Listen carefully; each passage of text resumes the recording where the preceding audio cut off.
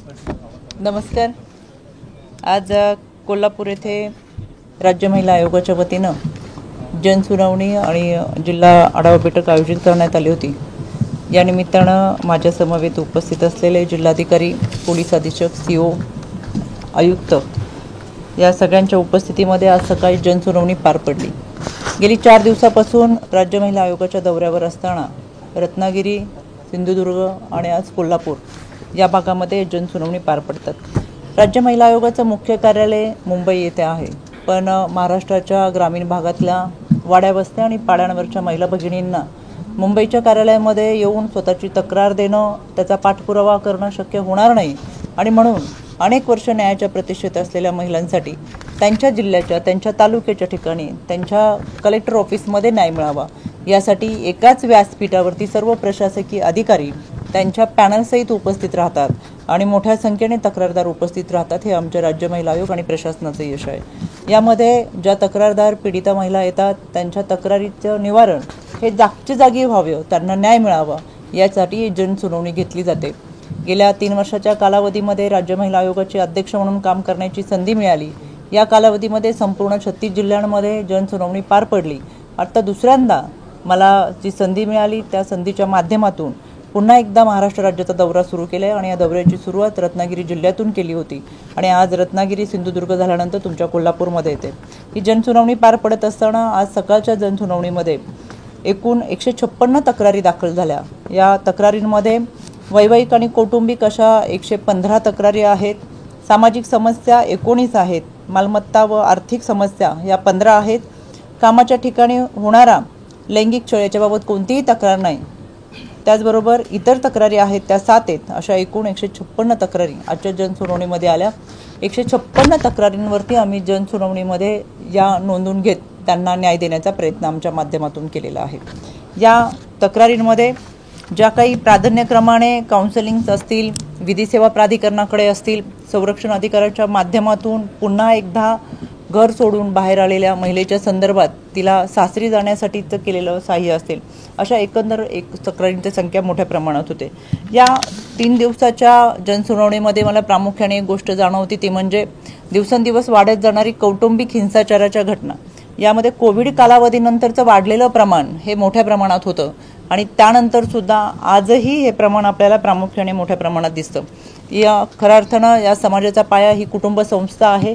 या कुटुंब संस्था ही टिकवणं आपल्यासाठी फार गरजेचं आहे आणि म्हणून आमच्याकडे काउन्सिलिंग सेंटर मोठ्या प्रमाणात हे काम करतात। या काउन्सिलिंग सेंटरच्या माध्यमातून आपण या सगळ्या कुटुंबांमध्ये समझोता घडवून आणणं, त्यांच्यामध्ये असलेले काही दुरावे असतील, त्यांच्यामध्ये असलेले गैरसमज असतील, हे या काउन्सिलिंगच्या माध्यमातून मांडून खऱ्या अर्थानं त्या कुटुंबाला जोडण्याचं काम हे समुपदेशन केंद्राच्या माध्यमातून केलं जातं आणि म्हणून मी आज आपल्या कोल्हापूरमध्ये असलेल्या सखी वन स्टॉप सेंटरला सुद्धा भेट दिली।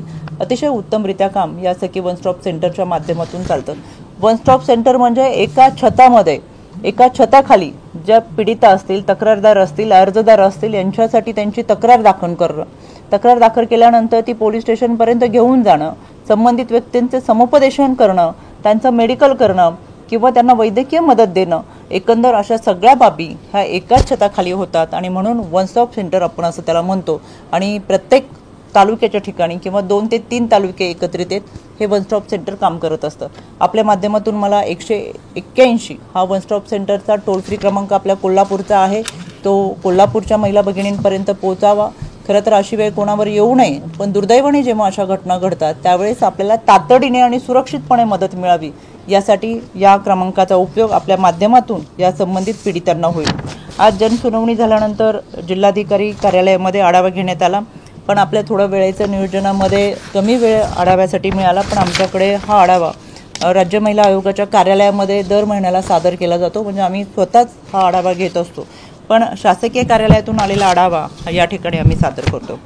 भरोसा सेल यामध्ये मिशन वात्सल्यच्या माध्यमातून मिशन वात्सल्य यामध्ये दोन्ही पालक नसलेले 14 लाभार्थी आहेत, त्यांना यामध्ये लाभ देण्यात आला। तालुकास्तरीय आणि जिल्हास्तरीयांमध्ये एकूण 164 बैठका पार पडल्या आणि या माध्यमातून या लाभार्थ्यांपर्यंत लाभ देण्यात आलेला आहे। या मिशन वात्सल्यमध्ये खरं तर एकूण 25 योजनांचा समावेश होतो। मग संजय गांधी निराधार योजना असेल, इंदिरा गांधी निराधार योजना असेल, या सगळ्या योजनांचा लाभ यामध्ये दिला जातो।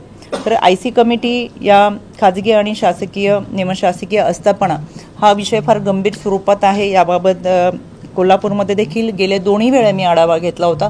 यामध्ये प्रगती करत खरं तर 1697 खाजगी आस्थापना आहेत, त्यापैकी फक्त 154 ठिकाणीच आयसी कमिटी आहेत। या आयसी कमिटी या कामाच्या ठिकाणी महिलांना सुरक्षितता मिळावी यासाठी स्थापन केलेले आहेत आणि आयसी कमिटी या खरं प्रामुख्याने कार्यरत असणं आम्हाला अपेक्षित आहे। यामध्ये कामगार विभाग असेल आणि जिल्हाधिकारी विभाग असेल यांच्या माध्यमातून या आयसी कमिटींची नोंद केली जाते।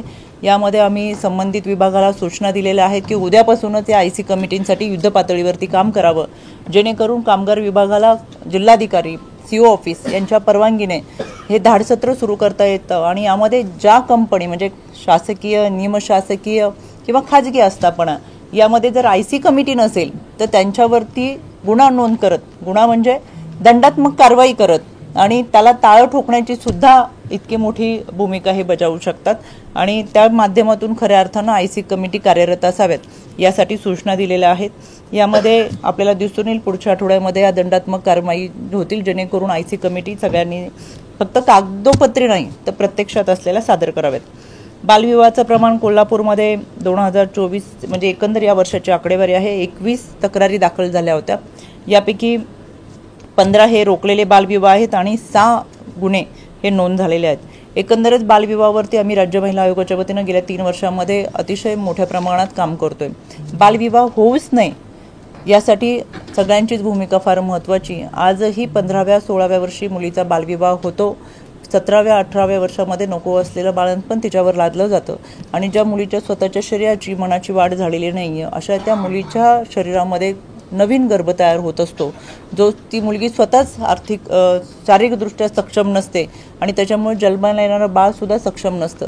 त्याच्यामुळे दिव्यांग किंवा असक्षम अशा बालकांची संख्या वाढताना आपल्याला दिसते आणि म्हणून एकंदरच फार मोठे परिणाम या समाजावरती या बालविवाहाचे होत असतात। यासाठी बालविवाह रोखण्यासाठी आम्ही शिक्षण विभाग असेल, आरोग्य विभाग असेल यांच्या माध्यमातून काउन्सिलिंग करणं असेल, त्याचबरोबर सीओ ऑफिसमधून ज्यामध्ये प्रिंटिंग प्रेस असतील, धर्मादाय आयुक्तांच्या माध्यमातून मंदिरं असतील, सामाजिक न्याय विभागाच्या माध्यमातून समाज मंदिरं असतील, या ठिकाणी प्रभावीपणे उपाययोजना राबवण्यासाठी सूचना देण्यात आलेल्या आहे। आपल्या भागामध्ये 22 खाजगी आणि सहकारी कारखाने आहेत, त्याच्यामुळे जनजागृतीचे कार्यक्रम देखील मोठ्या प्रमाणात घेतलेत। तरीसुद्धा महिला ऊसतोड कामगार महिलांचे प्रश्न हे मोठ्या प्रमाणातले असणार आहे, त्याच्यामध्ये तशा पद्धतीचा अहवाल आम्ही मागविलेला आहे।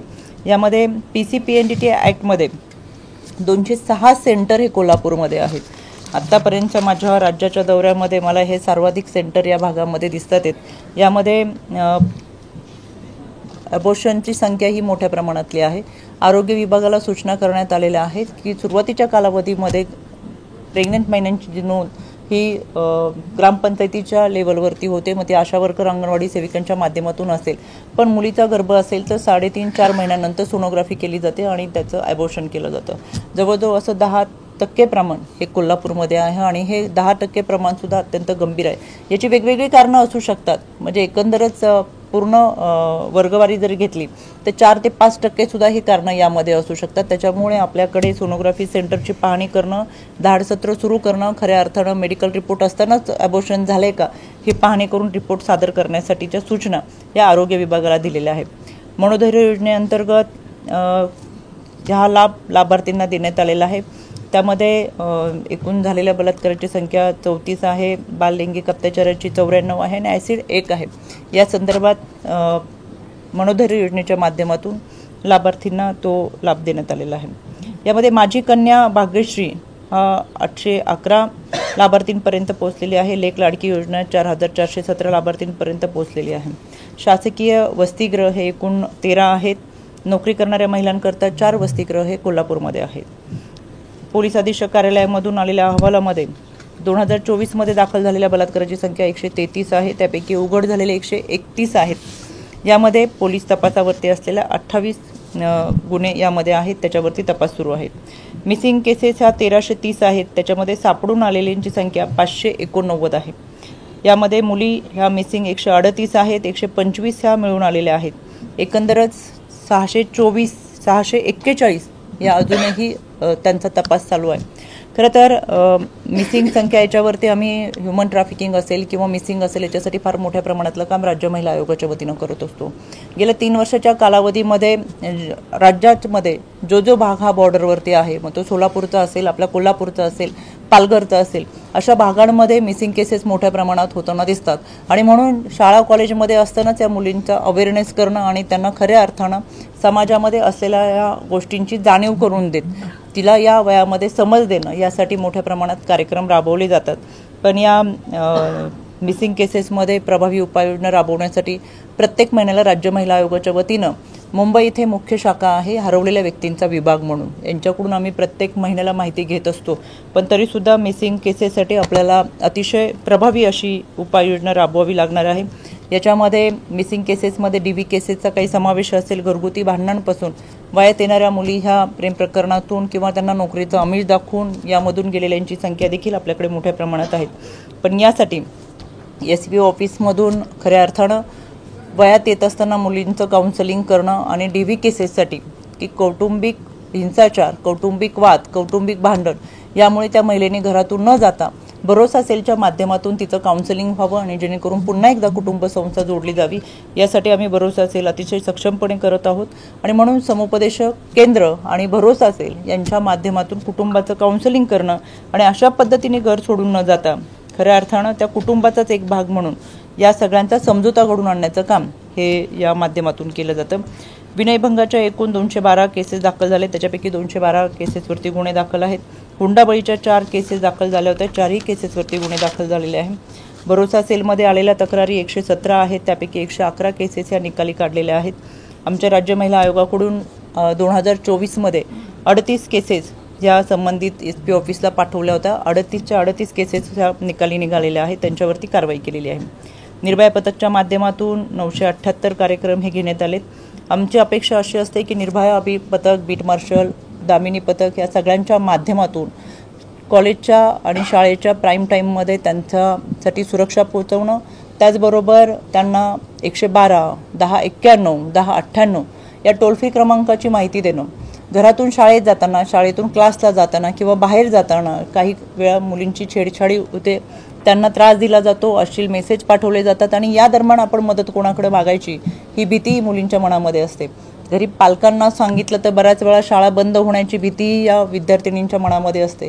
त्याच्यामुळे खऱ्या अर्थानं शाळेमध्ये येत असताना किंवा शाळेच्या कॅम्पसमध्ये येत असताना एक सुरक्षितता त्यांच्या मनामध्ये असावा, एक आत्मविश्वास असावा, यासाठी खऱ्या अर्थानं शिक्षक पालक संघटनेच्या माध्यमातून असेल, सखी सावित्रीच्या माध्यमातून असेल, तक्रार पेटीच्या माध्यमातून असेल, या सगळ्या व्यासपीठाच्या माध्यमातून तिला एक आत्मविश्वास देण्याचा प्रयत्न केला जातोय। यामध्ये मला असं वाटतं SP ऑफिसकडून माझ्याकडे दिलेल्या अहवालानुसार त्यांनी 978 कार्यक्रम राबवलेले आहेत।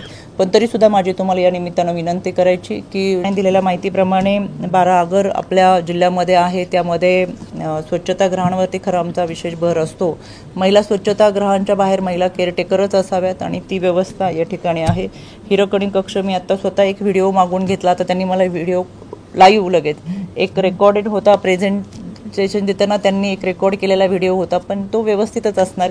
पण याच्याही पेक्षा पलीकडे जाऊन लाईव्ह एखाद्या अर्जंटमधला पाहावा म्हणून त्यांनी मला व्हिडिओ दाखवला, पण तो व्हिडिओ हिरकणी कक्ष आणि तो मला त्याच्यामध्ये तो व्यवस्थित दिसला।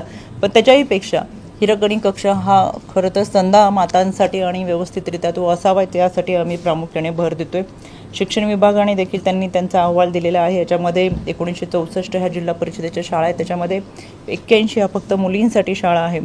जलजीवन मिशनच्या अंतर्गत जेवढ्या स्वच्छतागृह शाळांमध्ये आहेत त्या सगळ्या जिल्हा परिषद पंचायत समितीच्या शाळांमध्ये स्वच्छतागृह असणं फक्त उपयोगाचं नाही, तर स्वच्छतागृहांमध्ये मुबलक पाणी पुरवठा असणं गरजेचं आहे। वयात येत असताना मुलींना खरं तर आरोग्याची काळजी घेताना सॅनिटरी नॅपकिन वेंडिंग बर्निंग मशीनची सुविधा देण्याचा प्रयत्न आपण अनेक सामाजिक संस्थांच्या किंवा अनेक MIDCचा भाग असेल तर त्यांच्या CSR फंडाच्या माध्यमातून करण्याचा प्रयत्न करत असतो। त्याच्यामुळे जरी वेंडिंग बर्निंग मशीन आपल्याला देता आलं नाही तरी त्या रूममध्ये मुलींसाठी सॅनिटरी नॅपकिन उपलब्ध करून देणं या शाळेच्या वेळांमध्ये अतिशय महत्त्वाचं आहे। या वन स्टॉप सेंटर ज्याला मी थोड्या वेळापूर्वी भेट दिली होती, त्या वन स्टॉप सेंटरची मागणी होती की आम्हाला ॲम्ब्युलन्स मिळावी, जेणेकरून तातडीने महिलांनी जर तक्रारी दाखल केल्या तर आम्हाला त्या तक्रारींची दखल घेऊन किंवा तातडीने आरोग्याची सुविधा या महिला भगिनींना देता येईल. तशा पद्धती कलेक्टरांना सांगितल्यानंतर त्यांनी मान्य केलं की मी उद्यापासूनच ॲम्ब्युलन्स हे वन स्टॉप सेंटर्सला देतो, जेणेकरून वन स्टॉप सेंटरला एक ॲम्ब्युलन्स त्यांनी देत असतानाचं या ठिकाणी मान्य केलेलं आहे. आमच्याकडे आजच्या जनसुनावणीमध्ये ज्या केसेस आल्या त्याच्यामध्ये ज्या मी पूर्वी सांगितलं की कौटुंबिक हिंसाचार किंवा कौटुंबिक वादाच्या केसेस मोठ्या प्रमाणात होत्या, पण त्याच्यासाठी आमच्या आता भरोसा असेल आणि समुपदेशन केंद्र असेल हे चांगल्या पद्धतीने ॲक्टिव्ह राहतील. वरिष्ठ स्तरावरती हे सगळं प्रशासकीय यंत्रणा अतिशय चांगल्या पद्धतीची काम करत असते, पण त्यांच्या अंतर्गत असलेले अधिकारी बऱ्याच वेळा तक्रार दाखल करून घेण्यासाठी किंवा संबंधित पोलीस स्टेशनमध्ये कोणतीही DVची केस गेल्यानंतर हा तुमच्या पतीपत्नींचा विषय आहे, तो आमच्यापर्यंत येत नाही, अशा पद्धतीने जेव्हा सांगितलं जातं तेव्हा त्यांना प्रश्न पडतो की आपण कुठं जावं. त्याच्यामुळे आजच्या या जनसुनावणीमध्ये देखील त्यांना सूचना केलेल्या आहेत की कोणतीही DV केस कोणत्याही पोलीस स्टेशनमध्ये गेली तर ती भरोसा सेलकडे किंवा विधी सेवा प्राधिकरण हा आमच्याकडे असलेला अत्यंत सक्षम असा विभाग आहे. या विधी सेवा प्राधिकरणाच्या माध्यमातून काउन्सिलिंग करत त्यांना न्याय देण्याची भूमिका घेतली जाते. सगळ्यात महत्त्वाचा विषय म्हणजे आमचा अजेंडाच हा असतो की कोणतीही तक्रार आपल्याकडे आल्यानंतर ती पोलीस स्टेशनमध्ये दाखल व्हावी किंवा कायद्याच्या चौकटीतून जावी असं आम्हाला बिलकुल वाटत नाही. कोणत्याही कुटुंबाची तक्रार आल्यानंतर त्यांचं काउन्सिलिंग व्हावं, समझोता व्हावं आणि ते कुटुंब पोलीस स्टेशनला तक्रार न जाता पण पोलीस स्टेशनच्या आवारामध्ये असलेल्या भरोसा सेलच्या माध्यमातून मिटवावं. त्याच्यामुळे आपल्या माध्यमातून मला कोल्हापूरकरांना किंवा ज्यांच्या तक्रारदार आहेत, पीडितदार आहेत त्यांना आवर्जून सांगायचं आहे की बऱ्याच वेळा मनामध्ये भीती असते की या कौटुंबिक हिंसाचाराच्या घटनांमध्ये आपल्याला तक्रार दाखल करावी लागेल, आपली बदनामी होईल, पुढे जाऊन आपल्याला वकिलांचा खर्च करावा लागेल आणि कित्येक महिने कित्येक वर्ष या केसेसमध्ये लागतील.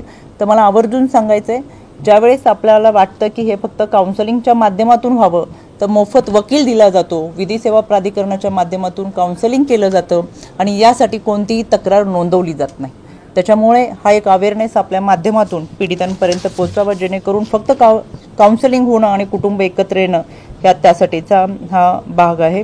याच्यामुळे अशा पद्धतीने आजची जनसुनावणी आणि जिल्हाधिकारी कार्यालयाचा आढावा पार पडलेला आहे. आढावा सांगायला हा संपूर्ण आढावा माझ्याकडे वेगवेगळ्या विभागाचा सादर केलेला आहे. हा सविस्तर सांगायला बराच वेळ आपल्याला लागेल, पण तुम्हाला यातलीही काही माहिती हवी असेल तर मी तुम्हाला ती देते. तुमचे काही प्रश्न असेल तर जरूर विचारा. सगळ्यात महत्त्वाची गोष्ट म्हणजे मी संपूर्ण जिल्ह्यांचा आढावा घेताना किंवा जनसुनावणीच्या निमित्तानं जाताना कोल्हापूरमध्ये मला एक विशेष बाब आजची कौतुकास्पद वाटली आणि त्याच्यासाठी मी जिल्हाधिकारी, पोलीस अधीक्षक, CO, आमच्या जयश्री मॅडम या सगळ्यांचं मी मनापासून कौतुक करेल. आणि विधी सेवा प्राधिकरण सर्वाधिक महाराष्ट्रातल्या आजच्या समझोत्याच्या केसेस या ठिकाणी आज मिटवण्यात आल्या. म्हणजे अनेक जण तक्रारदार या ठिकाणी सकाळी आले होते, पण जवळजवळ 15 ते 20 कुटुंबाशी होती की त्यांच्यामध्ये समझोता झाला आणि समझोता करून ते एकत्रितरित्या इथून बाहेर पडून परत एकदा एक नवीन आयुष्याला, नवीन संसाराला त्यांनी सुरुवात केली. आणि आम्हाला हेच अपेक्षित असतं की गुन्हा नोंद न होता एक कुटुंब एकत्र यावं. त्याच्याबद्दल मी या प्रशासनाचे मनापासून आभार व्यक्त करते. आपण प्रेमाइसमध्ये आहोत म्हणून आपण आयोग आणि याच्या संदर्भातले चर्चा करू. बाहेर गेल्यानंतर तुमच्या सगळ्या राजकीय प्रश्नांना मी उत्तर देईन. माझ्या समवेत हे सगळे प्रशासकीय अधिकारी आहेत. आपण प्रशासनावर बोलू आणि याच्या संदर्भात काही प्रश्न नसतील, तुम्हाला राजकीय प्रश्न विचारायचे असेल तर आपण त्याच्या संदर्भातले निदान आणि गर्भपाताच्या संस्कृती आहे. मात्र असं देखील दिसतंय की ज्यावेळी तुमचं मागच्या वेळी देखील असंच झालं होतं, तुमचा ज्यावेळी दौरा ठरला त्यानंतर एक 2-3 दिवसामध्ये काही केसेस झाल्या, काल देखील आपल्याकडे काही झाल्या. मग मधल्या काळामध्ये नेमकं काय होतंय ग्रामीण भागामध्ये, विशेषतः सर्रासपणे हे सगळं सुरू आहे? याच्यासाठीच मी खरं तर राज्याचा दौरा करते, जेणेकरून या दौऱ्याच्या निमित्तानं माझ्याकडे आलेला आढावा आणि प्रत्यक्ष असलेली वस्तुस्थिती मला पाहता येते. यासाठी आम्ही सातत्याने आमच्या आयोग कार्यालयातून प्रत्येक महिन्याला 2 महिन्याला जसे आम्हाला ज्या भागामध्ये वाटतात की अशा घटना घडतात त्यांच्याकडून आम्ही अहवाल मागवत असतो. पण ह्या संपूर्ण महाराष्ट्रामध्ये कोल्हापूर हा एकमेव जिल्हा आहे जिथं मी 3ऱ्यांदा आढावा बैठकीसाठी आली आणि यासाठी सातत्याने आढावा घेते. जे सोलापूर असेल, पालघर असेल या भागांमधल्या आढाव्याच्या निमित्तानं की बॉर्डरवरती जिल्हा असेल की त्यांचे प्रश्न त्या पद्धतीचे राहतात. प्रत्येक जिल्हा हा भौगोलिकदृष्ट्या वेगळा आहे, त्यांची संस्कृती वेगळी आणि त्याच्यामुळे तिथले प्रश्न वेगळे आहेत. पण आम्ही त्याच्यावरती लक्ष ठेवून आहेत आणि मी आपल्याला प्रत्येक वेळेस सांगते, मला वाटतं तर आपण 3ऱ्यांदा भेटतोय तर इथून पुढे देखील माझी तुम्हाला सगळ्यांना विनंती राहील, अशा कोणत्या पद्धतीच्या घटना घडल्या तर फक्त एक मेल आम्हाला करा किंवा एक मेसेज आम्हाला करा. आम्ही संबंधित अधिकाऱ्यांना निश्चितपणाने जाब विचारू. आजच्या या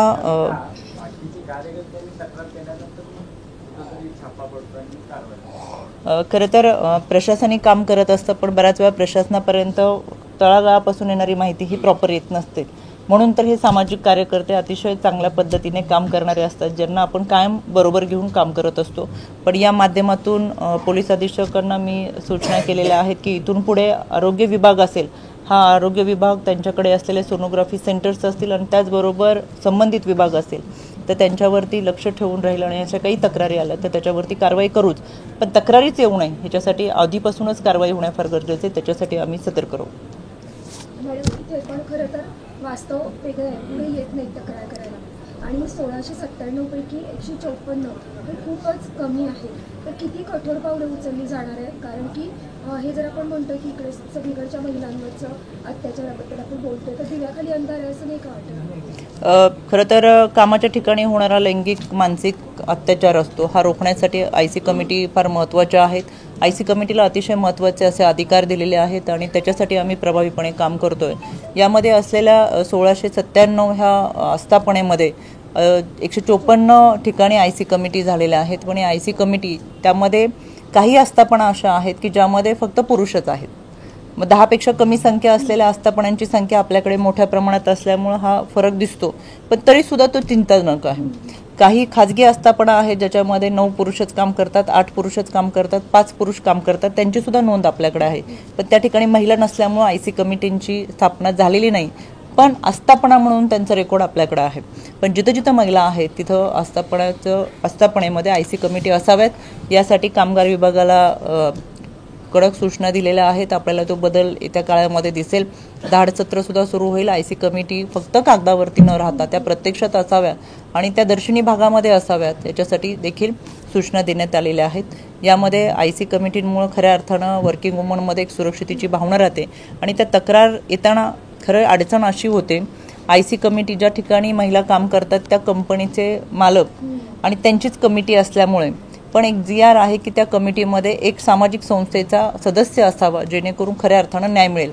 पण आपण जिथं काम करतोय त्याच्याबद्दलच तक्रार केली तर कदाचित आपल्याला कामावरून कमी करतील, अजून नंतर त्रास होईल आणि कुटुंबासाठी आपलं आर्थिक अर्थार्जन फार महत्त्वाचं आहे अशी एक मानसिकता त्या संबंधित व्यक्तीची असते.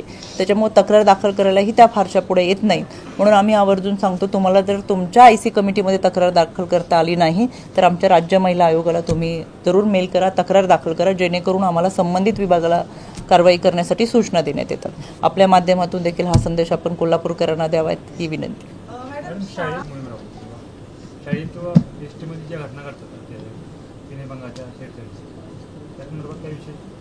विनयभंगाचे सांगितलं ना आपण. ST मध्ये जाताना जे अपडाऊन करतात मुली शाळेला किंवा कॉलेजला पण त्याच्यामधल्या तक्रारींचं आपण सांगितलं ना. ST प्रत्येक ठिकाणी IC कमिटी हा ST महामंडळामध्ये पण असणार आहेत. तिथल्या कामाच्या ठिकाणच्या करतीलच. पण म्हणून मी तुम्हाला जो नंबर दिला 112 1091 1098 या नंबरवरती त्यांनी तक्रार दाखल केली. केवळ ST नाही तर इतर ठिकाणी प्रवास करताना ज्या क्रमांकावरती जरी संपर्क साधला तरी ती तक्रारीची नोंद केली जाते. तर आपल्या माध्यमातून हा नंबर संबंधित महिलांपर्यंत. शाळांमध्ये स्पेशली जी लहान मुलींना इतके छोट्या मुली असतात त्यांना काही कळत नसतं, समजत नसतं आणि शाळांमध्ये जे आपण सुरक्षितता म्हणतो किंवा त्यांच्या बाबतीतली ज्या गोष्टीची काळजी घेणं अपेक्षित आहे ते अजूनही घडत नाही किंवा इनसिक्युरिटी आहे विशेषतः स्पेशली लहान मुलींच्या बाबतीमध्ये. तर त्यामध्ये काही उपाययोजना करण्यासाठी याच्यामध्ये आपण निर्भया पथक, बीट मार्शल, दामिनी पथक यांच्या माध्यमातून शाळा कॉलेजमध्ये जात जवळजवळ 938 कार्यक्रम यांच्या विभागाकडून घेतलेत. पण तरीसुद्धा तुम्हाला असं कुठं आढळलं की अजूनही कुठे आम्ही कमी पडलेलो आहे किंवा पोलीस प्रशासन तिथपर्यंत पोहोचलेलं नाही आहे. बीट मार्शल दामिनी पथकनी जाणं गरजेचं आहे. सखी सावित्री कमिटी झालेली नाही आहेत, CCTV कॅमेरे नाहीत. असं कुठेही जाणवलं तर मला इकडे न सांगता मला मेल करून सांगितलं तरी आम्ही कारवाई करू. CCTV कॅमेरे जेव्हा ती अशी घटना घडली बदलापूरची आदेश निघाला कोल्हापूर जिल्ह्यातली CCTV कॅमेऱ्याची जी संख्या पाहिजे अजूनही ती खूप कमी. संबंधित कलेक्टर ऑफिसमधून आमच्याकडे 1964 शाळा आहेत. यापैकी 1300 शाळांमध्ये आम्ही CCTV प्रोव्हाइड केलेले आहे आणि वर्किंगसुद्धा आहेत आणि उर्वरित 650 शाळा आहेत तिथे शास्त्रीय CSR मार्फत आणि 15 वित्त आयोग मार्फत एकच महिन्याला प्रोव्हाइड करायला प्लॅन नियोजन आहे. म्हणजे थोडासा कालावधी आपल्याला लागेल, पण आपण 100% शाळांमध्ये सीसीटीव्ही होती. ग्रामीण भागातल्या जोडप्याला कुठं अबॉर्शन करतो पण प्रशासनाला हे समजत नाही ही तफावत किंवा त्याच्यासाठीच आज यामध्ये मला खऱ्या अर्थानं चिंता वाटतेय. म्हणूनच आज आढावा घेत असताना आरोग्य विभागाला सूचना केलेत की मी मगाशी सांगितलं की जसं ग्रामपंचायतीपर्यंत ज्यांची नोंद केली जाते आशा वर्कर अंगणवाडी सेविकांच्या माध्यमातून आणि 10% हे नंतर नोंदीचं गहाळीचं प्रमाण आहे, तर ते खूप चिंताजनक आहे. त्याची संपूर्ण वर्गवारी जरी केली तरी 4 ते 5% प्रमाण असं होणार आहे की ते ॲबॉर्शन होतात आहेत. म्हणून त्यांना तातडीने तशा सूचना दिल्या. सोमवारपासून याची खऱ्या अर्थानं चाचपणी सुरू होईल. त्याची माहिती अहवालाला आयोगाला सादर करायला सूचना देण्यात आलेल्या आहेत. आणि अशा पद्धतीने जे ॲबॉर्शन होतात ते कुठे होतात, कसे होतात, कोणाच्या माध्यमातून होतात. म्हणून मी ही कल्पना दिलेली आहे की पूर्वी हॉस्पिटलमध्ये होत होतं, नंतर 4 व्हीलरमध्ये ॲबॉर्शन व्हायला लागले, आता ते ब्रीफकेसच्या माध्यमातून होतात आणि हे चिंताजनक आहे. यांच्यावरती निश्चितपणाने कारवाई केली जाईल. आपल्याकडून जरी प्रशासनापर्यंत माहिती येत नसेल तर आयोग त्यासाठीच कोल्हापूर जिल्ह्यामध्ये आलेला आहे. म्हणून मी आपणास परत विनंती करते की अशी कोणत्याही स्वरूपाची माहिती असेल तर आपलं नाव गोपनीय ठेवून आम्ही कारवाई करू. यासाठी मग महिला आयोगाला नेहमी असं कोल्हापूरमध्ये यावं लागणार आहे, म्हणजे आधी 2 दिवस दौरे सांगायचे मग त्यानंतर कारवाई सुरू. पूर्वीच्या 3 आढाव्यामध्ये जी आकडेवारी होती, ज्या पद्धतीची एक भीषणता होती, ह्या सगळ्यांमध्ये बदल घडत आता मला 3 आढाव्यानंतर खूप चांगला बदल दिसतोय. कोणतीही गोष्ट एकदम आपल्याला बदल जादूची कांडी फिरवल्यासारखी वाटणार नाही. 150-200 वर्षापूर्वी आपण सुरू केलेली विधवा प्रथा आणि मला कौतुक वाटतं जी कोल्हापूरमध्ये देखील आता त्याच्या संदर्भातला ठराव मान्य केला गेला. यासाठी 3 वर्षामध्ये आम्ही ग्रामसभेमध्ये हा ठराव मंजूर करून घ्यावा म्हणून कंपल्सरी केलं असलं तरी 72% ग्रामपंचायतीने ते मंजूर केलेत. अजूनही आमची मानसिकता होत नाहीये. खरं तर ही मानसिकता बदलण्यासाठी पोलीस त्यांचं काम करते, प्रशासन त्यांचं काम करेल, कायदा सुव्यवस्था त्यांचं काम करेल, पण एक माणूस म्हणून आम्हाला देखील आमचं काम केलं पाहिजे. आमच्यातल्या खऱ्या अर्थानं आत्मभान आम्हाला ठेवलं गेलं पाहिजे की कायदा सुव्यवस्था प्रशासन असून चालणार नाही आणि कायदे कडक असून चालणार नाही. ज्यावेळेस जन्मदाता बाप मुलीवर बलात्कार करतो त्यावेळेस अंगावर शहारे येतात. कायदा सुव्यवस्था कायद्याच्या चौकटीतून आम्ही त्यांना फाशीच्या शिक्षेपर्यंत घेऊन जाऊ, पण तोपर्यंत त्या नात्याची वीण समजत नाही का, संस्कार समजत नाहीत का, नातं समजत नाही, मग माणूस आणि माणुसकी गेली कुठं हा प्रश्न पडतो. त्याच्यामुळे बदल हा जरूर घडेल, पण सुरुवात आता आपण आपल्यापासून करू, एकत्रितरित्या करू. प्रयत्न करण्यासाठी आम्ही सगळेच जण एकत्रितरित्या काम करतोय, पण समाजाची मानसिकता बदलण्यासाठी आपल्या सगळ्यांना एकत्र आलं पाहिजे. मॅडम, गेल्या आठवड्यात आपण बघितले की इंजिनियरने व्हिडिओ करून बायकोनं आणि त्यांच्या कुटुंबानं त्याला त्रास दिला आणि त्यांना जी आत्महत्या केली, त्या पद्धतीनं पुरुषांना पण एखाद्या माध्यमातून महिला आयोग असून किंवा कायद्याच्या माध्यमातून त्याची सखोल चौकशी करून त्यांना काय पुढे त्यांना सहकार्य होणार या माध्यमातून. जनसुनावणीमध्ये ज्या कौटुंबिक हिंसाचाराच्या केसेस आज आमच्याकडे आल्या त्याच्यामध्ये एक केस अशी होती की पुरुषाची बाजू घेऊन आम्ही लढलो. त्याच्यामुळे महिलांच्या संदर्भात जी चुकीची गोष्ट आहे, चुकीची व्यक्ती आहे, त्या चुकीची भावना आहे, तर त्याला आम्ही कधीच साथ देणार नाही. आजच्या एका केसेसमध्ये त्या पुरुषाच्या बाजूने आम्ही मांडून विधी सेवा प्राधिकरणाला विशेष सूचना देऊन त्या पुरुषांच्या बाजूने न्याय देण्यासाठी आम्ही भूमिका घेतली. त्याच्यामुळे महिला आयोग म्हणून जरी काम करत असेल तर केवळ महिलांची बाजू घेणं चुकीचे असेल तरी ती मांडणं असं होत नाही. ज्यामध्ये आपल्याला व्यक्तीविरुद्ध लढायचं नाही, आपल्याला प्रवृत्तीच्या विरोधात लढायचं आहे. आणि म्हणून आमच्याकडे आलेल्या केसेसमध्ये ज्याची बाजू योग्य आहे ती आम्ही घेतोच, पण त्याच्याही पलीकडे जाऊन गैरसमज असतात, विसंवाद असतात, या माध्यमातून संवाद घडावा, गैरसमज कमी घडावेत आणि दूर व्हावेत आणि कुटुंब एकत्र यावं हा आमचा प्रयत्न असतो. पण आपल्या माहितीसाठी आपण निर्धास्त आणि बिनधास्त राहा. पुरुषांनी जरी तक्रार केली तरी ती आम्ही घेतोय आणि त्यांचं काउन्सिलिंग करतोय. शेवटी कुटुंबामध्ये पुरुष येतो. आमच्याकडे ज्यांच्या तक्रारी येतात त्या तक्रारीमध्ये आम्ही जेव्हा महिलेला बोलवतो तेव्हा पुरुषांनाही बोलवतो. त्यांची बाजू मांडण्याचा त्यांना अधिकार आहे आणि ती वेळ देतो आम्ही. आणि एका वेळेसच मांडलं पाहिजे असंही नाही, आम्ही 3दा काउन्सिलिंग करतो. कंपल्सरी 3 काउन्सिलिंग झाल्याशिवाय आम्ही कोणतीही केस दाखल करत नाही. 3 काउन्सिलिंग शिवाय आम्ही कोर्टात जात नाही. त्याच्यामुळे 3दा काउन्सिलिंग करत असताना आम्ही 3 वेळा पुरुषांना संधी देतो की त्यांनी त्यांची बाजू मांडावी. त्यांना असं वाटत असेल आपली चूक झाली असेल तर ती दुरुस्त करावी. पण यामध्ये जरी तसं काही घटना वाटल्या तरी पुरुषांच्या बाजूने आम्ही लढत असतो. सर्वप्रथम राज्य महिला आयोगाच्या वतीनं तुम्हाला आठवत असेल गेल्या मे महिन्यामध्ये मी स्वतः पत्रकार परिषद घेत महाराष्ट्रातल्या बेपत्ता मुली आणि महिलांची आकडेवारी ही स्वतः मांडली होती पत्रकार परिषदेमध्ये. आणि त्याच्यानंतर आम्ही ह्युमन ट्रॅफिकिंग म्हणजे आंतरराष्ट्रीय पातळीपर्यंत जात दुबई, मस्कत, ओमानमध्ये असलेल्या सुद्धा काही मुली आणि महिलांची सुटका करत 72 मुली आणि महिलांना आम्ही भारतात घेऊन आलो, महाराष्ट्रात घेऊन आलो. यासाठी आम्हाला फार युद्ध पातळीवर काम करावं लागलं. यामध्ये काम करत असताना एक्सटर्नल अफेअर मिनिस्टर असेल, इंडिया एम्बसी असेल, यांच्याबरोबरचा पत्रव्यवहार करणं, त्यासाठी त्यांचे पासपोर्ट डॉक्युमेंट तयार करणं आणि या प्रोसेसमधून त्यांना परत एकदा भारतात घेऊन येणं, ही खरं खूप मोठी लढाई होती. पण ती आम्ही लढलो, कारण की आम्हाला त्यापर्यंत पोचायचं होतं. आता बेपत्ता झालेल्यांची संख्या, त्याच्यासाठी आम्ही काम करतोय आणि म्हणून काउन्सिलिंग करतोय. आत्ता आजही आपल्या कुटुंबामध्ये, पूर्वी आपलं कुटुंब एकत्र होतं, त्याच्यामुळे आजी, आजोबा, बहीण, मोठे भाऊ यांच्याशी संवाद होत होता आणि म्हणून प्रश्न कमी होते. आता एका हातामध्ये मोबाईल आणि दुसऱ्या हातामध्ये टीव्हीचा रिमोट आहे. विभक्त कुटुंब पद्धती आहेत. वडिलांबरोबर आई सुद्धा कामावर जाते आणि म्हणून त्या मुलांना संवाद कोणाशी साधावा हा प्रश्न पडतो आणि म्हणून काही शोधायचं असेल तर गुगलवर शोधतो, काही पाहायचं असेल तर रील्सवर पाहतो आणि त्याच्यामुळे आभासी दुनियामध्ये वावरणारी या मुलांना, या यंग जनरेशनला थोडं जरी काही रागवणं झालं किंवा एखादी गोष्ट मनाविरुद्ध घडली तरी त्या घरातनं बाहेर पडण्याचं प्रमाण त्यांच्यामध्ये वाढतंय. सहजासहजी प्रेमाला भुकेली असली ही युवा पिढी कोणी 4 शब्द प्रेमाचे बोललं तरी त्यांच्या जाळ्यामध्ये अडकते आणि म्हणून आम्ही या सगळ्या माध्यमातून काउन्सिलिंग करतोय.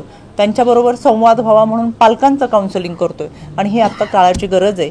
याच्यामध्ये मिसिंग केसेसचा सातत्याने पाठपुरावा केला जातो आणि मी मगाशी सांगितलं, आत्ताही आपण जे बॉर्डरमध्ये असलं तर थोडासा फरक पडतोय.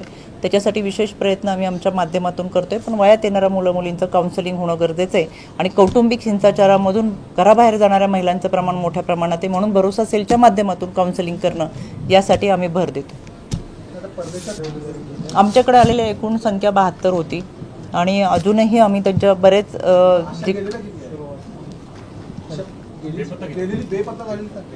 याच्यामध्ये सगळीच माहिती आपल्यापर्यंत पोचत नाही.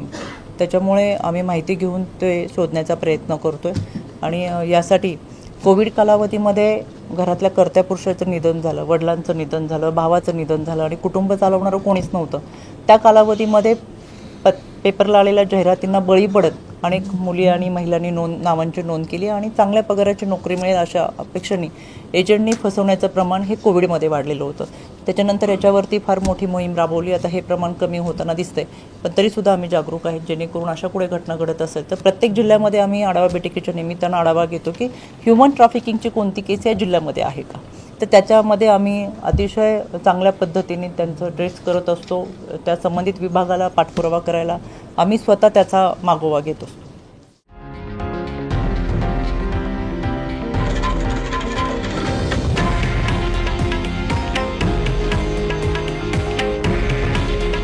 हे आहे देशातील नंबर 1 न्यूज नेटवर्क आणि आपण पाहत आहात TV9 मराठी. काळजी तुमची, हित महाराष्ट्राचं.